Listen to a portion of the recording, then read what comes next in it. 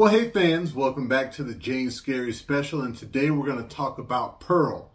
Now, I said during my review of X that I would go and watch Pearl and review it later on in the JanuScary special and see if it changed my opinions of X. And to just, develop a good ambiance for the film, I waited till it was like after midnight. I popped in the screener that the studio sent me and I decided to sit down and watch the film. And well, not really. So, like I said before, Pearl is a prequel to X. It was once again directed by Tandi Wright, and it stars Mia Goth, David Corenswet, Tandi Wright, Matthew Sunderland, Emma Jenkins-Purro, and Alistair Sewell. And the basic plot of this explains the origins of Pearl, the old lady from X, and how she became the way she was.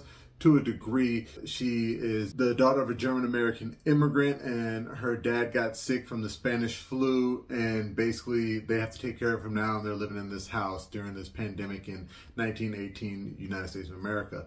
And overall, I don't think this was a great prequel. I don't think it did a great job explaining why Pearl is the way she is.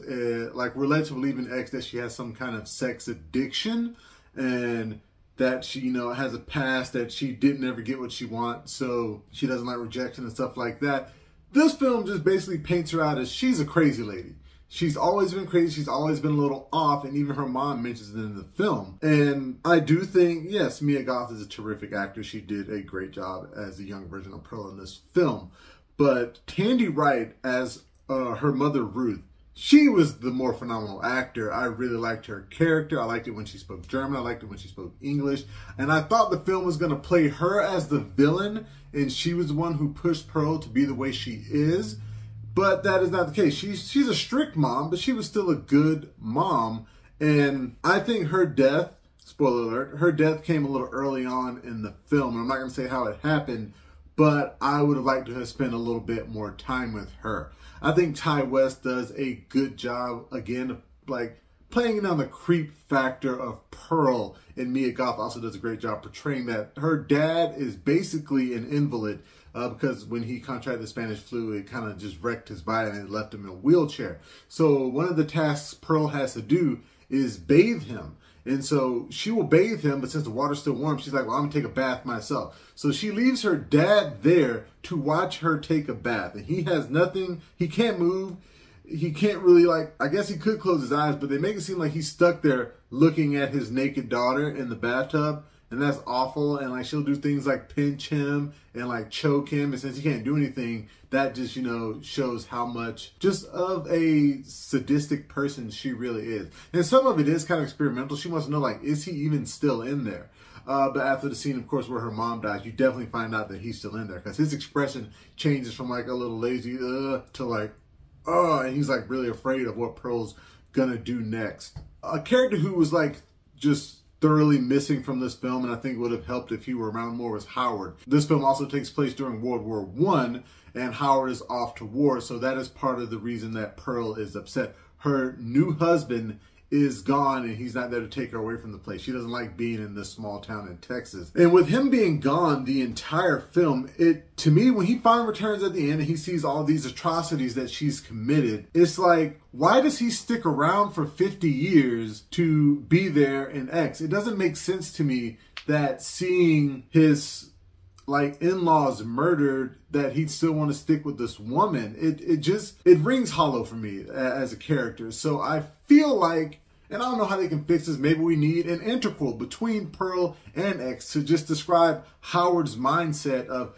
can I fix this lady, and why he stuck around for so many years to feed her habit. I would just like more, more questions answered about that. And back to Mia Goth, she does do a good job portraying her sadistic side.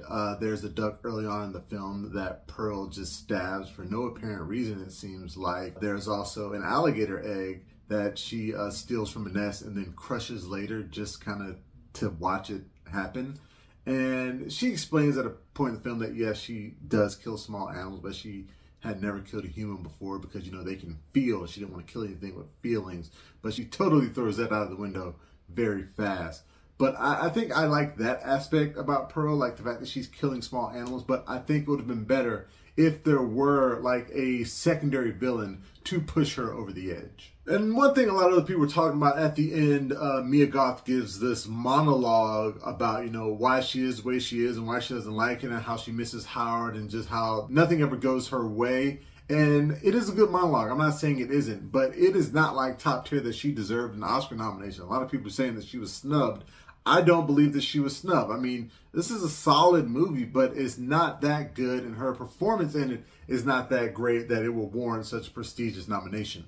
So this film, it does not lean into the pornography aspect as much as X. There is a small scene when she meets with the guy who works at the movie theater. He does show her one of those very old school black and white pornography films from like France where like the people are having sex. She's like, is this legal? And he's like, it will be soon. And that's like the only pornography type thing you get during this movie. And that's another character who I thought deserved more screen time before he met his untimely end. And it would have made a lot more sense for her character to be the way she is. I thought, like, watching the trailers, that this guy was going to be somebody that spurned Pearl, that promised her things and didn't fulfill on those promises. Maybe like used her, slept with her, and then pushed to the side. But no, like everybody else in her life, he's like a well-meaning guy for the most part, and he just finds out she's crazy and he wants no part of it. So yeah, I think we could have used a little more of him.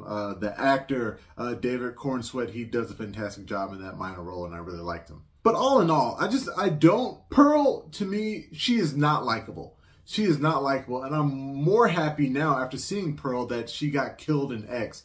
And I like for my villains to be somewhat likable. I think that is what makes a great villain. Just portraying her as weird and having her being set in this, you know, small town that she wants to get out of, which she could have left at any point. Some people tell her, like, there's a road right there. Just go. Just leave. You don't have to stay with your family. You don't have to do all these things. And, like, it didn't make me like her at all. I really hate the character a lot more now. I am still interested in seeing Maxine, but Pearl, I think we should probably just leave this character in the past, unless they do like an interval, of course, where they explain more about Howard. In terms of a score, I'm gonna give it a solid 5 out of 10. It's not as good as X, but it's fine if you want a little bit more backstory for Pearl. I'd like to thank you again for joining me for the second annual JanuScary special. Remember, you can find us on Facebook, Instagram, Twitter, and Reddit. And please, pretty please, make sure that you like, share, and subscribe. Subscribe to the YouTube channel, the Facebook page, anything and everything, Flix Frog, Flip Frog, Flip Frog books. And until next time, I'll be seeing you.